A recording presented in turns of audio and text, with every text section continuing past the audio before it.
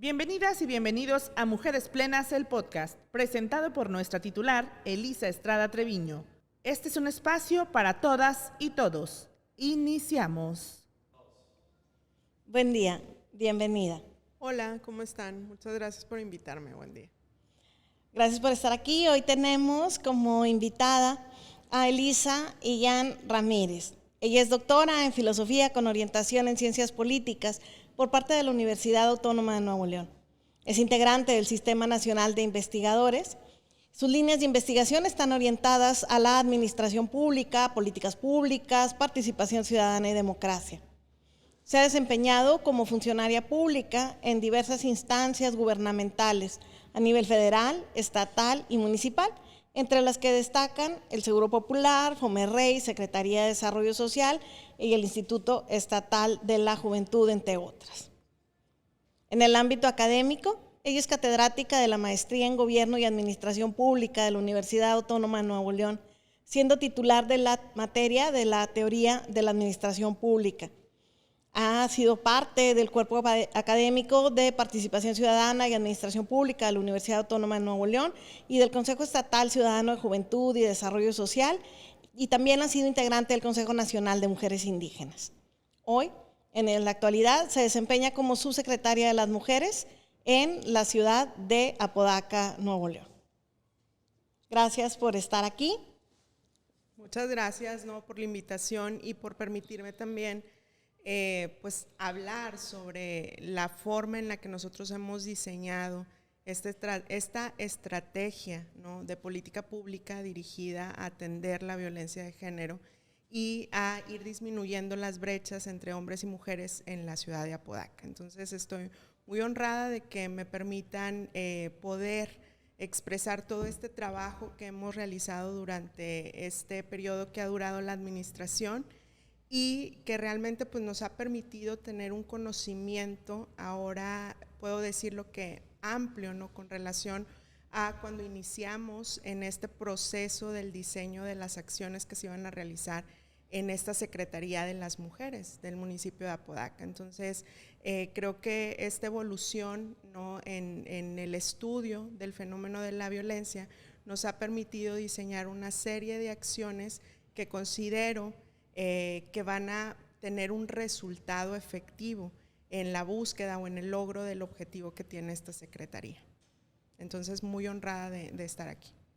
Pues muy bien, vamos a empezar a conversar sobre la identificación del fenómeno de la violencia. La violencia es una circunstancia social que ha venido presentándose en el mundo, en México como país, en el estado y evidentemente en Apodaca, pero no había tenido un estudio particularizado tan claro, tan preciso, tan detallado, tan detenido, como el que se ha estado llevando a cabo en estos momentos en el municipio de Apodaca. Quiero pedirte que por favor nos describas cómo pudiste identificar el fenómeno de la violencia en Apodaca y de qué manera fuiste haciendo los estudios y qué fue lo que fuiste estudiando para llegar a cuáles conclusiones. Cuando llegué al municipio de Apodaca por una invitación tuya a unirme a este gran equipo, lo primero es, llegamos con un desconocimiento, O sea, es la realidad, porque el fenómeno de la violencia es un fenómeno bastante complejo, que al ser un fenómeno social, evidentemente se puede ver desde diferentes perspectivas, La perspectiva política, la perspectiva económica, la perspectiva social. Pero quizás al tener estos diferentes prismas en los cuales se puede analizar el fenómeno de la violencia, evidentemente nos podemos centrar solamente en un enfoque. Entonces, cuando yo llegué aquí al municipio de Apodaca, yo tenía una visión parcial del fenómeno de la violencia, que en esa parcialidad con la que yo llegué, me hacía ser ignorante sobre el fenómeno de la violencia. Entonces, lo primero que yo considero importante cuando se diseñan políticas públicas y que tienen que ser implementadas en la administración pública, lo primero que se tiene que hacer es una identificación, un diagnóstico. Y ese diagnóstico tiene que ser, desde una perspectiva tanto cualitativa como cuantitativa, para poder identificarla. Entonces, en ocasiones, cuando se diseñan políticas públicas y se toman decisiones, pues a veces se toman decisiones por cuestiones subjetivas, ¿no?, que tiene el gobernante o que tiene el titular. Y una de las interpretaciones que, por ejemplo, Weber hace sobre la administración o sobre el gobierno es que realmente la toma de decisiones tiene que ser una toma de decisiones metodológica o respaldada con un análisis estadístico objetivo que nos permita realmente tomar la mejor decisión, porque evidentemente esa decisión va a impactar directamente en las personas que van a disfrutar de esa política pública, ¿no? Entonces, si nosotros realizamos acciones que son subjetivas, ¿no?, o bajo intereses particulares, y no vemos o no estudiamos un fenómeno, pues evidentemente el impacto que va a tener en la sociedad pues va a ser muy pequeño. Entonces, cuando yo llego aquí y tengo esa parcialidad, pues lo primero que hago es empezar a observar, ¿no? Quizás con pues este aprendizaje que he tenido también con la investigación, pues nunca puedes hablar o tener una conclusión si no has empezado a analizar. Entonces, lo primero que yo me di cuenta es que las instituciones públicas generan mucha información, no, porque ellos son los generadores de la política pública, los que registran toda la información y la intervención que están llevando. Y además de ese registro, pues es un registro histórico también que puedes revisar. Entonces, lo primero que fue, pues es revisar. O sea, ¿qué tenemos, no?, como documentos que nos pueden permitir analizar y generar una serie de acciones que nos permitan diseñar una política pública acorde a este fenómeno de la violencia, que es muy complejo. Y es un fenómeno, por eso yo al inicio hablaba de un análisis cuantitativo y cualitativo. ¿Por qué? Porque el fenómeno de la violencia es un fenómeno complejo, porque estamos hablando de que tiene una estructura cultural principalmente, ¿no? Entonces, mucho de la concepción que se tiene sobre el hombre y la mujer va a determinar el comportamiento que los individuos tengamos dentro de la sociedad. Entonces, muchas de las violencias que tenemos, por desgracia, se han normalizado, ¿no?, y las hemos interiorizado socialmente.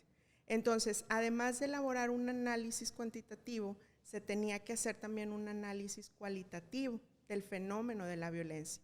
Y a veces nos resulta, recuerdo mucho que entre las entrevistas que hicimos al inicio para ir descubriendo y diseñando la política pública, una de las trabajadoras sociales con las que yo me entrevisté decía, bueno, es que yo no entiendo por qué una mujer se deja golpear, ¿no? Y me comentaba sobre un caso en donde el esposo estaba en silla de ruedas y la mujer, pues él le decía que le trajera su bastón para pegarle, ¿no? Entonces ella iba y lo tomaba y le pegaba. Entonces ella decía, bueno, pues ¿por qué? Si él tiene una incapacidad física que le permite ejercer una violencia física hacia ti, ¿por qué tú lo permites, no? Si tú estás bien y quizás puedes irte o salirte, ¿no? Entonces eso tiene que ver con una concepción propiamente de lo que la mujer sentía con relación, ¿no?, al agresor, que en ese caso era su pareja. Entonces, cuando llegamos a ese punto, lo primero que hice fue analizar esos documentos, toda esa información cuantitativa que se generaba en la Secretaría, cuántas usuarias se tienen, cómo se distribuyó, o sea, por qué fue necesario distribuir o descentralizar las sedes de atención, cuántas personas acudían bajo a qué servicio, ¿no?, y qué características tenían esas personas. Esa fue como la fase número 1, ¿no? A la par de esa fase o de ese análisis cuantitativo, empezamos a hacer un análisis cualitativo para saber cuáles eran los modelos de atención también y casos muy particulares con relación a la violencia, para poder entender pues la violencia, ¿no?, como tal. Con el paso del tiempo, la segunda fase es que nosotros también tenemos información que nos llega a partir de otras instancias de gobierno, como es el caso de las llamadas del 911, que hacen las mujeres y que el área, ¿no?, de atención de esta línea telefónica pues clasifica según el nivel de riesgo, el tipo de violencia y se genera una información. También descubrimos que teníamos otra información que nos permitía conocer el fenómeno de la violencia, que son las medidas cautelares, que también en la Secretaría se atiende. Entonces ya teníamos como esta información. La información que se generaba en la Secretaría de manera interna, la información que nos hacía llegar la línea de emergencia del 911 y las medidas cautelares, ¿no? Entonces ya teníamos 3 elementos que nos permitían analizar el fenómeno de la violencia. En una tercera etapa, lo que nosotros pudimos obtener son información sobre tentativas de feminicidio y mujeres que van o acuden, que necesitan ser enviadas a un albergue. Entonces podíamos decir que ya el fenómeno de la violencia ya era mucho más amplio para poderlo identificar y analizar. Entonces empezamos a partir de ese análisis a encontrar coincidencias entre las mujeres que atendíamos, las mujeres que llamaban al 911, las mujeres que se les había emitido una medida cautelar, las que habían tenido, que algunas eran de medida cautelar y otras de tentativas de feminicidio que tienen una relación, y por último también las que teníamos en un albergue, ¿no? Entonces, o se habían enviado a un albergue. Entonces, esta información tan amplia que nosotros teníamos sobre la mesa, pues era como un platillo, ¿no?, que teníamos que disfrutar y desmenuzar para poder entender el fenómeno de la violencia. En muy pocos lugares se puede tener como esta gran cantidad de información que te va a permitir conocer de forma más certera y objetiva pues esto que es el fenómeno de la violencia, ¿no? Entonces, de esa manera nosotros empezamos el análisis a la par o de manera paralela, analizando o haciendo entrevistas con el personal para que nos dijera también el perfil de las personas que atendíamos, para ver si ese perfil de manera cualitativa coincidía con los registros que nosotros teníamos y que estábamos analizando de manera cuantitativa. Me parece bien interesante y quiero hacer una anotación que permite poner en perspectiva esto que menciona Elisa. Apodaca tiene la mayor cantidad de centros de atención a la violencia y de equipos multidisciplinarios dedicados a la atención a la violencia. Ahorita Apodaca tiene 6 sedes de atención a la violencia y tiene 11 equipos multidisciplinarios, de los cuales 9 se dedican a la atención a la violencia. Entonces esto lo hace el laboratorio más amplio de conocimiento del fenómeno de la violencia, porque ningún otro municipio atiende a tantas personas como atiende Apodaca. Simplemente en un año se ha quintuplicado la cantidad de atenciones que se brindan a mujeres que han vivido violencia. Voy a hacer una relación de la profundidad de conocimiento que tiene Apodaca del fenómeno de la violencia respecto de otros espacios. El ENVIPE, que es la encuesta de violencia que se hace públicamente a través de instituciones públicas en México, y el ENDIRE, que es el que analiza la forma de funcionamiento en los hogares, establecen ciertos parámetros y acaban de salir sus últimas mediciones. En ellas se establece que las llamadas al 911 representan el 7.3 del fenómeno de la violencia, lo cual significa que el resto, que el otro 72%, es una cifra negra. Son mujeres que sufren violencia, pero no sabemos quiénes son, no sabemos cómo se llaman, porque no la denuncian. Entonces, si el fenómeno de las llamadas al 911 significa el 7.3 del fenómeno, esto significaría que las 900 llamadas del 911 que analizamos en la Secretaría de las Mujeres representarían ese 7.3. Sin embargo, nuestras atenciones mensuales son del orden de las 2,000 atenciones por mes, y las visitas a las medidas cautelares, a las órdenes y medidas de protección, son de alrededor de 1,300 mensuales, ¿no? Eso significa que hay acceso al conocimiento cierto de las circunstancias que viven 3,000 mujeres al mes. Eso permite tener una visión infinitamente más amplia que la que tienen otras instituciones y de los estudios que se hacen que están basados únicamente en la sábana de llamadas del 911, porque no es lo mismo la descripción que tiene la sábana de llamadas del 911 que la hoja de servicio cuando tú vas a visitar a una mujer a su domicilio y le haces una entrevista. Entonces se puede llegar a profundizar el conocimiento del fenómeno de la violencia.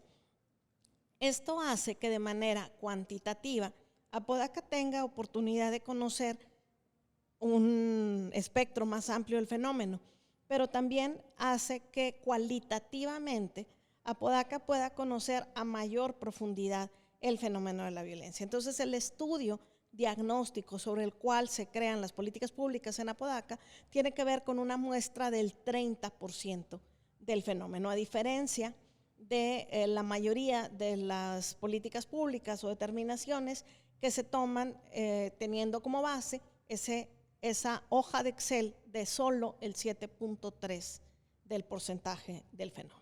Y por ejemplo, como tú lo bien dices, también ese análisis nos ha permitido ver cómo hay una correlación del fenómeno de la violencia con otro tipo de violencias, ¿no? U otros fenómenos que aquejan también a la sociedad, como lo que tú decías de las llamadas al 911. Para que nosotros podamos realizar la visita a la domiciliaria para ofrecerles los servicios que nosotros brindamos en la Secretaría a estas mujeres, nosotros hacemos un análisis, ¿no? Previo a la visita. Hacemos un diseño de intervención comunitaria.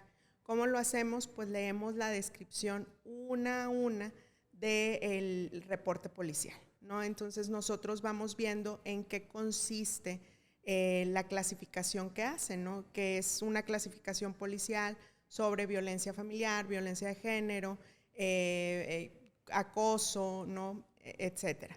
Entonces nosotros vamos viendo la descripción y eso nos permite también, o nos permitió ver que, por ejemplo, en violencia familiar, que siempre se ha identificado o se ha dicho que la violencia familiar es un reflejo de la violencia de género, pues muchas de las violencias tienen que ver, de lo que se clasifica como violencia familiar tiene que ver con otras violencias, no como las cuestiones de adicciones, o sea, violencia que ejerce un hijo con relación a un padre y que tiene que ver con una cuestión de adicción, o que hay una cuestión de violencia entre hombres que viven en el núcleo familiar, ¿no? Entonces, eso también es un descubrimiento, porque eso nos dice que hay otros elementos que fomentan violencia, ¿no? Y que pueden poner evidentemente en grave riesgo de que se genere una violencia de género, ¿no? Claro. Pero no necesariamente es como esta correlación que decían al inicio, violencia familiar igual a violencia de género. Claro, y en este hallazgo encontramos que el 42% de las llamadas que tienen que ver con violencia familiar no se refieren a violencia en contra de mujeres, sino violencia en contra de hombres. Eso nos da ocasión de hacer otra clasificación y otra atención que tiene que ver con las masculinidades.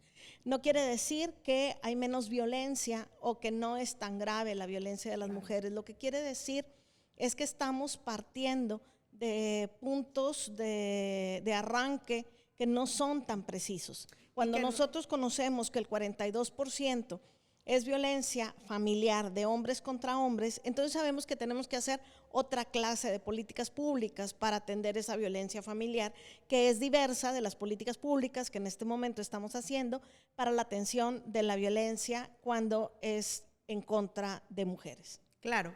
Perdón por interrumpir hace un momento. Y esa identificación o ese análisis también ha permitido entender otros fenómenos que para nosotros fueron nuevos, que esa sería como la tercera fase del análisis, ¿no? Porque van surgiendo elementos de análisis como la parte de las desapariciones, ¿no? Con el caso de Devani, que nos tocó justo el año pasado ver de qué manera teníamos que intervenir y cómo las instancias de atención a las mujeres tenían que ver este fenómeno de violencia que quizás pues al inicio era desconocido, ¿no? O sea, explorarlo y analizarlo, y ese análisis nos permite ver el del 911, que tiene características similares, por ejemplo, a este fenómeno de las desapariciones, ¿no?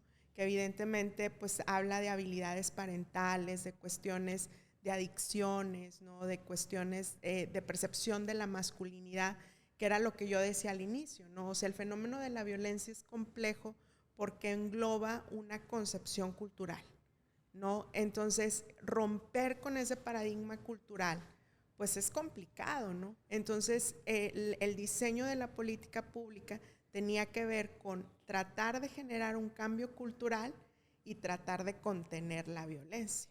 Claro. Entonces, es muy interesante. Un tema como bien importante es poder hacer un análisis específico de las violencias en particular. Nosotros tenemos, por ejemplo, la ventanilla única de atención a la violencia digital, pero en particular sobre este fenómeno que comentabas de las desapariciones y no localizaciones, nosotros no estábamos atendiendo ni de manera adecuada el tema de las no localizaciones, de las desapariciones. Realmente era otra área de la administración pública la que se encargaba de eso. Y entonces, a raíz de los acontecimientos que nos cimbraron a todos en México, con el caso de María Fernanda, con el caso de Devani, con el caso de Yolanda, se pone sobre la mesa un fenómeno que necesita un análisis bastante más profundo. Entonces lo que hicimos fue estudiar, y estos datos que les estoy dando son alrededor de enero, hasta enero del 2023, no traigo de memoria la actualización al día de hoy, pero digamos que en el estudio de las fichas que se habían emitido de octubre de 2021 a enero de 2023, nosotros teníamos 90 fichas de desaparición o no localización. De esas, 5 constituían desapariciones. Una no tenía que ver con el fenómeno y 84 eran no localizaciones. Me voy a explicar. Las desapariciones es cuando una persona sale de su casa esperando volver y un delito le impide volver. Las no localizaciones son cuando una persona sale de su casa sin la intención de regresar porque está huyendo, porque tuvo algún otro fenómeno de violencia o algo, pero la intención de ella no es regresar. Claro que está en un gran riesgo fuera de su casa y tiene el mismo rango de trascendencia, de necesidad de búsqueda, que si hubiera sido una desaparición y una no localización. De hecho, la ley establece, y aquí en Nuevo León así se hace, cuando es una desaparición o es una no localización, debe tener una búsqueda inmediata. O sea, no tienes que esperar 72 horas, no tienes que esperar nada. La búsqueda se hace de inmediato. Y entonces descubrimos que hay 5 desapariciones, o sea, 5 personas que fueron localizadas sin vida. Y de estos no tenemos muchísimos datos muy profundos porque son delitos que están en proceso de investigación y entonces la Fiscalía mantiene en determinado resguardo esta información. Es una información que vamos a poder analizar un poco más adelante cuando avancen las averiguaciones. En el caso del hecho de tránsito, una mujer lamentablemente salió de su casa, sufrió un hecho de tránsito, falleció en ese accidente, y su familia emitió una ficha de búsqueda porque no la encontraba y luego pues lamentablemente se enteraron que se encontraba en esta circunstancia y este suceso no está dentro del esquema de desapariciones y no localizaciones. En las otras personas que estaban dentro del proceso de no localización, que son 84, esas mujeres todas han sido encontradas con vida. El día de hoy están todas encontradas con vida. Y casualmente la mitad de ellas eran mayores de edad y la mitad de ellas eran menores de edad, o sea, 42 y 42. Entonces hicimos un estudio de todas las mujeres mayores de edad que habían salido de su domicilio, y de ordinario tenía que ver con que ellas deseaban concluir con una relación que tenían en su domicilio, y de ordinario esto tiene que ver con temas de violencia. En las menores de edad nos dimos cuenta de elementos que son los que mencionaba ahorita Elisa, de que existe una complicación importante en la comunicación interna familiar, que nosotros necesitamos mejorar a través de las escuelas para padres, a través de todos los elementos que tengamos al alcance, las dinámicas de control y de habilidades parentales, pero también necesitamos modificar los temas de la comunicación asertiva. La mayoría de las fichas, no las fichas, de los análisis de búsqueda, dicen que ellas salieron de su casa por rebeldía, por desobediencia. Esa es una forma inadecuada de entender el fenómeno. En realidad ellas están pasando por complicaciones importantes. Unas tienen que ver con violencia, otras tienen que tener con una actividad sexual temprana que las pone en alto riesgo. Otras tienen que ver inclusive con adicciones. De la atención de estas menores de edad, nosotros logramos rescatar, y el día de hoy se encuentran en centros de rehabilitación, 6 de ellas al día de hoy están en un proceso de tratamiento. Entonces es un fenómeno infinitamente complejo, que si no analizas cualitativamente, uno por uno, caso por caso, si tú no les ofreces servicios de atención y acompañamiento psicológico, si no logras, no nada más la información de cuándo salió la ficha, sino al contrario, la complementas con la información que obtienes cuando se dio la localización, entonces te puedes dar idea que es un fenómeno infinitamente profundo, que la mayoría de estas, más bien el 100% de estas menores de edad estaban escolarizadas, o sea, hay un espacio importante de atención a las niñas y adolescentes a través de su escuela para poder encontrar elementos en donde los focos, las primeras alertas que estén, llegue a actuar institucionalmente. Las familias deben tener muchísimas más herramientas para poder evitar estas circunstancias. Pero si las familias no están teniendo las herramientas suficientes, las instituciones estamos obligadas a tener las herramientas suficientes. Y eso lo permite un análisis del fenómeno. Entonces, en lugar de ser un tabú, el tema de las desapariciones y no localizaciones, hay una claridad de lo que está sucediendo, y entonces hay la posibilidad de establecer políticas públicas que puedan llegar a contener, a evitar, a prevenir un fenómeno tan grave, que pone en un riesgo tan grande a las mujeres como es este. Y yo quiero sintetizar todo lo que hemos dicho como en 2 momentos. El momento número 1, que fue el análisis de esta serie de documentos. Un gran logro que tuvimos fue poder identificar geográficamente la violencia. Nosotros, al revisar toda esta información, pudimos darnos cuenta que la violencia en Apodaca se desarrolla principalmente en 25 colonias, que representan entre el 75 y el 80% de la violencia en el municipio.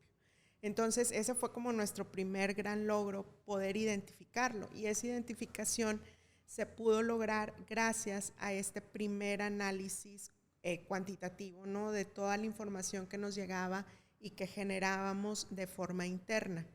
La segunda fase, que era lo que comentaba Elisa hace un momento, tiene que ver con la identificación del fenómeno, de la violencia, porque la violencia de género tiene diferentes también formas de presentarse y niveles de presentarse, ¿no? Como lo dicen sobre el violentómetro, ¿no? Entonces hay diferentes niveles de violencia, diferentes manifestaciones de violencia, y nosotros pudimos también ampliar, por decirlo de alguna manera, el catálogo de modalidades de violencia que atendíamos, porque pues era primero una violencia familiar o que se generaba en la familia, y ahora hemos ampliado a violencia digital, violencia vicaria, violencia familiar, violencia vicaria, violencia tecnológica, este fenómeno de las desapariciones que al inicio tampoco se atendían, y eso pues, nos ha permitido también tener una intervención más efectiva con relación a la violencia, ¿no? Claro, ¿qué es lo que sucede después de este diagnóstico? ¿Cómo se construyen las políticas públicas? ¿Cuáles son las políticas públicas que se diseñan y para qué se diseñan? O sea, cada una está orientada a qué cosa. ¿Nos puedes narrar un poco de esto? Claro, como mencioné al inicio, básicamente todos los documentos cuando se trata de explicar la violencia de género siempre dicen que es un fenómeno complejo. Y esa complejidad tiene que ver con una cuestión cultural, o sea, ya está arraigada como percepciones y acciones normalizadas, ¿no?, dentro de la sociedad. Entonces, el objetivo de la Secretaría nos dice hay que atender, o sea, hay que contener la violencia y hay que también disminuir las brechas entre hombres y mujeres, ¿no?, para empoderar a las mujeres y de esa manera generar una autonomía que permita que no sean susceptibles a caer en una situación de violencia. Entonces, a partir de ese diagnóstico y de ese conocimiento, se diseñaron 3 programas principalmente. 2 de ellos son de prevención y uno de ellos es de atención terciaria. Entonces, el de atención terciaria, pues es el más grande que tenemos, o sea, muchos de los recursos humanos, tecnológicos y financieros con los que cuenta la Secretaría son destinados ahí, pues porque la situación es grave. O sea, la situación de violencia que vivimos en la sociedad es grave y se tiene que erradicar. Entonces, la mujer ya está viviendo una situación de violencia y hay que sacarla de esa situación de violencia. Para sacarla, pues se ha diseñado algo que nosotros diseñamos y denominamos como la ruta de la violencia a la libertad. Entonces, una mujer cuando es víctima de violencia, pues está cautiva en ese círculo de violencia. Y por eso yo ponía el ejemplo de este caso, ¿no?, de esta usuaria que tenemos, que pues bueno, dices, ¿por qué acepta? ¿Por qué permite? Pues porque está dentro, o sea, es prisionera básicamente de esa violencia. Entonces hay que buscar y hay que liberarla de la violencia. Entonces esta ruta es en 7 pasos y primero pues es que la persona pueda conocer sus derechos. O sea, la violencia no es permitida, o sea, ningún tipo de violencia debe de ser permitida. Y todos los individuos, por ser seres humanos, contamos con derechos, ¿no? Entonces las mujeres tenemos que conocer nuestros derechos, tenemos que identificar la violencia, tenemos que buscar una red de apoyo que nos sostenga, ¿verdad?, para poder pues también sentirnos fuertes, ¿no?, y cobijadas para poder salir y tomar la decisión de salir de ese círculo y atendernos. O sea, si alguien está en una situación de violencia, se tiene que atender para de esa manera, en un proceso de vida que paso a paso va a ir desarrollando, por eso lo pusimos como en pasos, pues la mujer va a poder liberarse. Y este es la ruta, ¿no?, que nosotros distribuimos, que es la ruta de la violencia a la libertad, donde están pues todos los pasos de atención. Entonces, toda esta parte de identificación de la violencia, pues nos permitió identificar que esto es lo que se tenía que hacer. O sea, esto es lo que las mujeres tienen que conocer y estos serían como las acciones que ella tendría que realizar.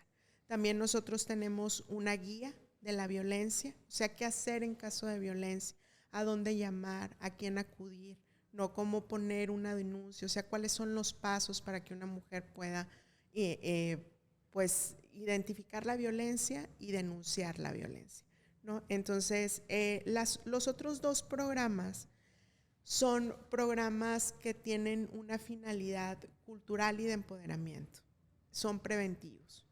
Entonces, voy a hablar primero el de empoderamiento de la mujer.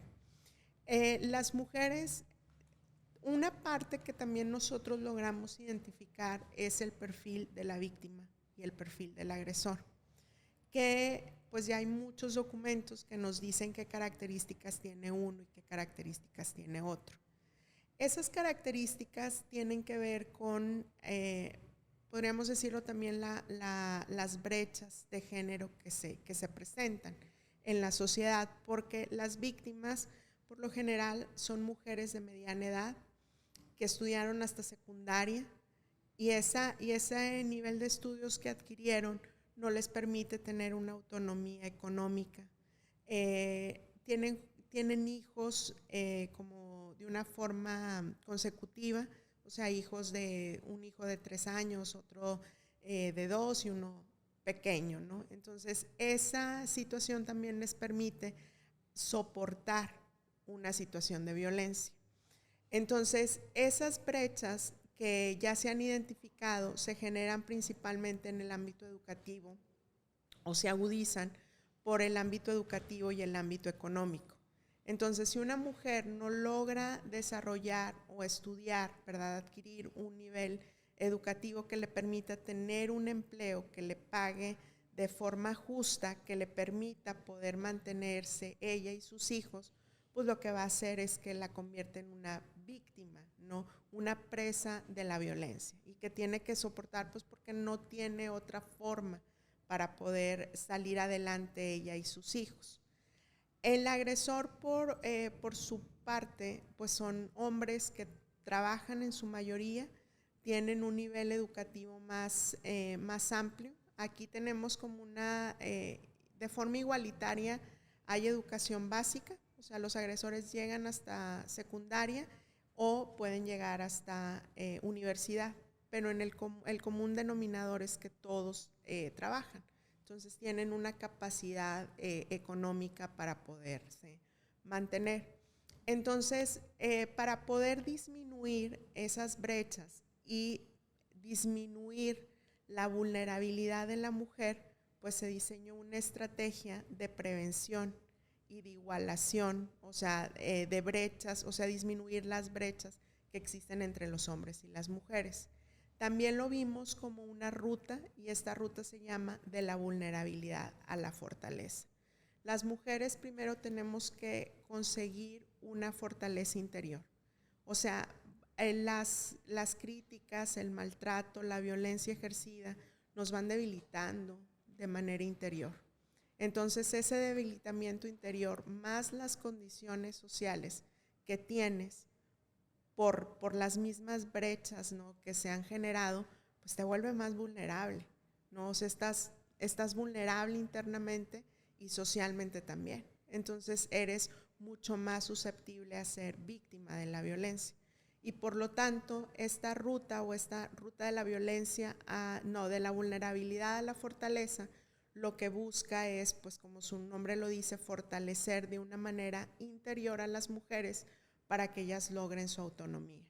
Pero además de que logren tener su autonomía interior, ¿verdad?, y que se conciban de una forma, pues que son fuertes y que se amen y que identifiquen su personalidad, su identidad, su valor, nosotros les tenemos que entregar herramientas que les permitan el empoderamiento, ¿no?